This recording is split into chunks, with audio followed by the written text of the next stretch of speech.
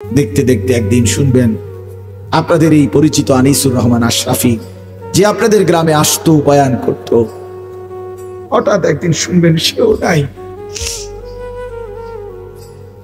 সেও হারিয়ে গেছে অন্ধকার।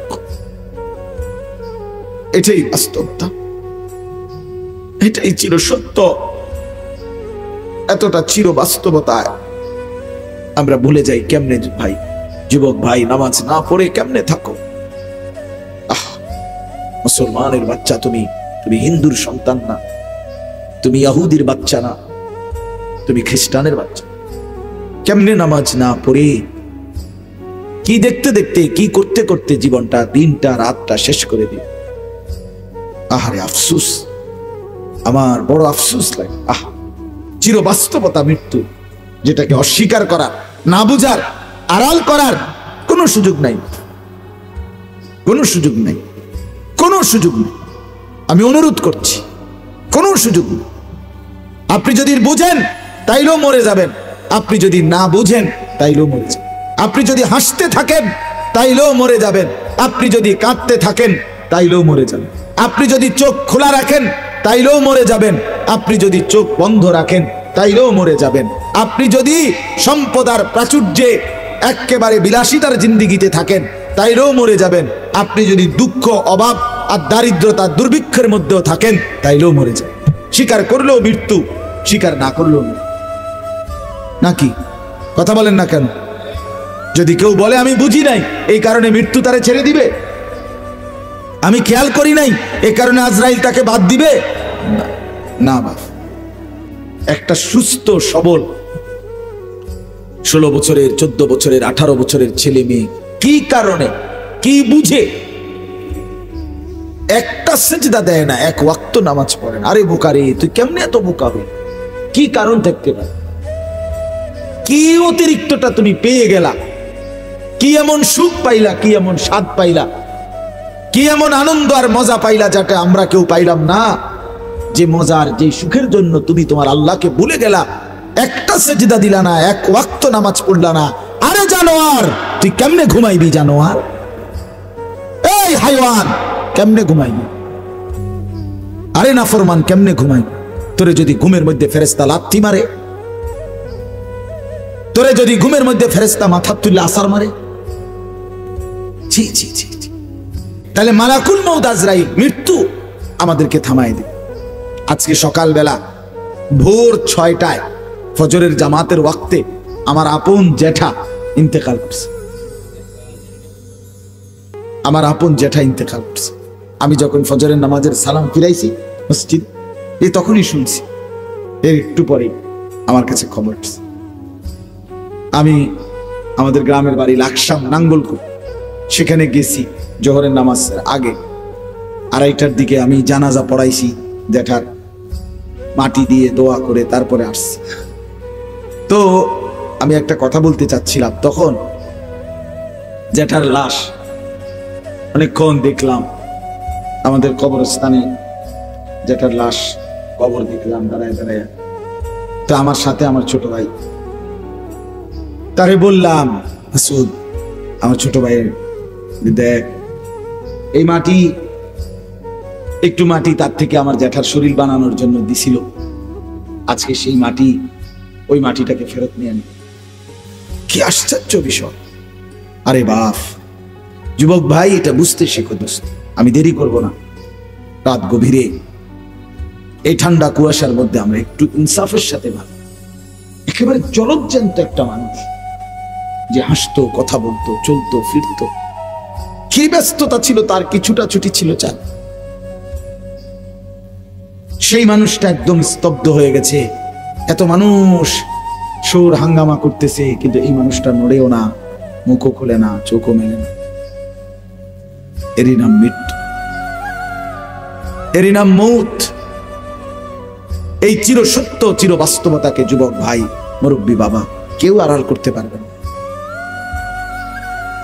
এটা দল না, এটা পার্টি না, আপনি এটা করেন, আমি আরেকটা করি, আপনি আমাকে, আমি আপনাকে পাশ কাইটা এড়াইয়া চলে গেলাম, এটা হতে পারে, কিন্তু মৃত্যুকে ফেরত নিয়ে নিল না।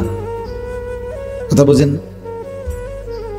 আল্লাহ তাআলা যেন বলছিল মাটিকে যে আমাকে একটু মাটি দাও, আমি আনিস নামে আমার এই বান্দাকে বানাবো।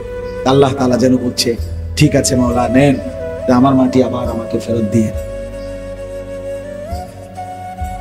তো ঠিক এই কবরে রাখলে কিছুদিন পরে তো মাটি হয়ে যাবে, তার মানে মাটি তার নিজের মাটি নিয়ে নিল। এই জন্য বাপ আজ আমি এটা খুব বুঝলাম যে মাটি তার 1 ইঞ্চি মাটি ছেড়ে দেয় না। এই পৃথিবীর সমস্ত মানুষের জন্য যে মাটিগুলো সে দিছে, সেই মাটিগুলো সে সময়ের ব্যবধানে পর্যায়ক্রমে আবার নিয়ে নিচ্ছে।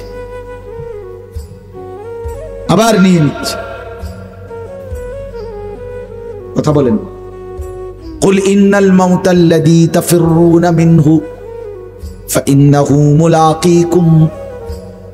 রব্বুল আলামিন বলে বন্ধু আপনি বলে দেন মৃত্যু থেকে বান্দা যেখানেই পলায়ন করো না কেন, মৃত্যু নিজেই তোমাদের সাথে এসে মোলাকাত করবে, সে নিজেই দেখা করবে।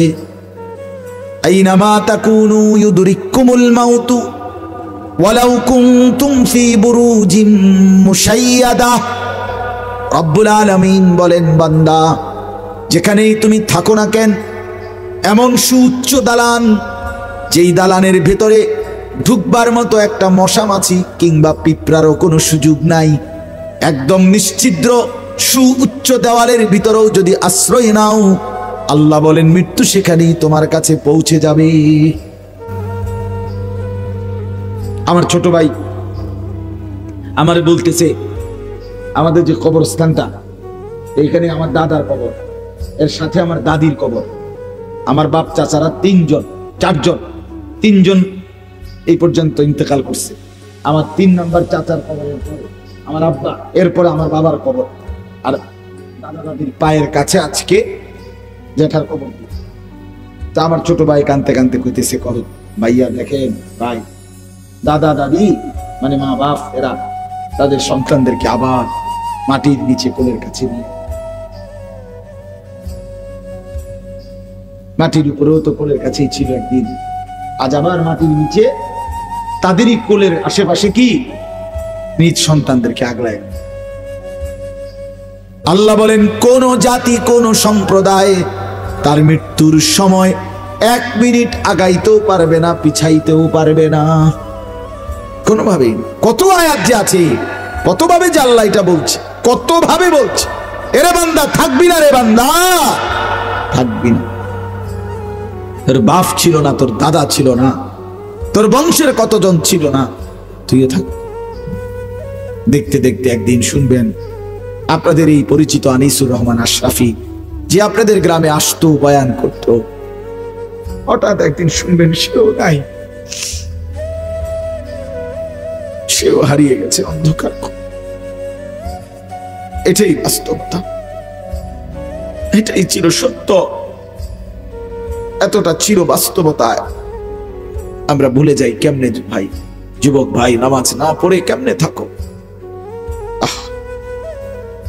গত বৃহস্পতিবার রাতে 1টা-1:30 বাজে, 1:30টার পর আমি আমার দেশে আমার মাহফিল ছিল, জ্যাঠা অসুস্থ ছিলেন, বিছানায় শয্যাশায়ী আজকে 3-4 মাস।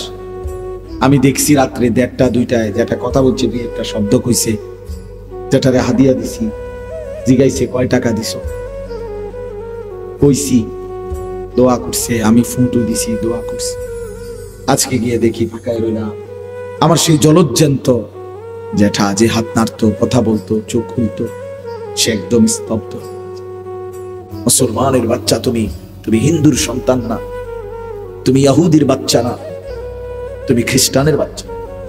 কেমনে নামাজ না পড়ে, কি দেখতে দেখতে, কি করতে করতে জীবনটা, দিনটা, রাতটা শেষ করে দিল।